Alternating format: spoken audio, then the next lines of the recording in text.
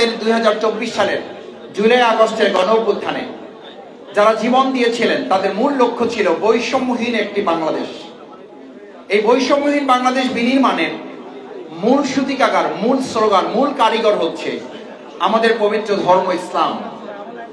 আমরা আজকে এখানে একথা পরিষ্কার করে বলতে চাই, একটি দেশ, একটি সমাজ, একটি রাষ্ট্র, একজন ব্যক্তি, একটা পরিবার যদি বৈষম্যহীন ভাবে তাকে প্রস্তুত করতে হয়, তাহলে ইসলামের বিকল্প আর কোনো আদর্শই তাকে বৈষম্য মুক্ত করতে পারে না।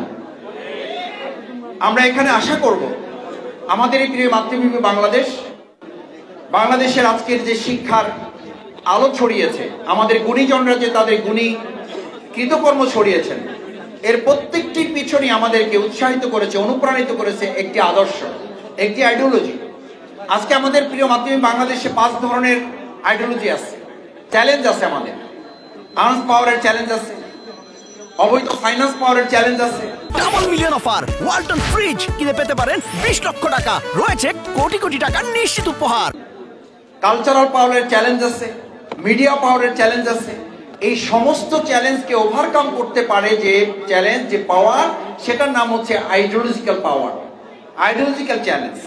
আমরা আমাদের তরুণ শিক্ষার্থী, আমরা আমাদের শ্রদ্ধেয় গুণীজন, আমাদের সম্মানিত সুধীমৃত যারা এখানে এসছেন, আমরা তাদের কাছে বিনয়ের সাথে এটা বলতে চাই, আমাদের প্রিয় বাউফলকে কোনো রাজনৈতিক মতের আলোকে আমরা এটাকে প্রতিষ্ঠিত করব না। আমরা বাউফলকে একটা পরিবার গণ্য করে এখানে বিবেচনা হবে, তার নাগরিকের সাথে অধিকার আমরা প্রতিষ্ঠিত করবো ইনশাআল্লাহ।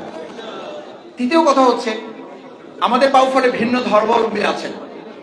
আজকে আমাদের গুণীজনদের মধ্যে আমরা কিন্তু এইটা চিন্তা করিনি কে কোন ধর্মের, কে কোন মতের, কে কোন আদর্শ লালন করেন। আমরা বিবেচনা করেছি তিনি বাউফলের নাগরিক, তিনি সম্মানিত নাগরিক, তিনি যে দলের মতেরই হোক, আমরা তাকে সামনে নিয়ে আমাদের প্রিয় বাউফলকে কাঁধে কাঁধ মিলে একতাবদ্ধ ভাবে আমরা গড়ে তুলব। সেই লক্ষ্যে আমরা সবাইকে এক কাতারে নিয়ে এসে আমরা বাউফলকে নাম দিয়েছি আমাদের পুরো বাউফল মিলে আমরা একটা পরিবার।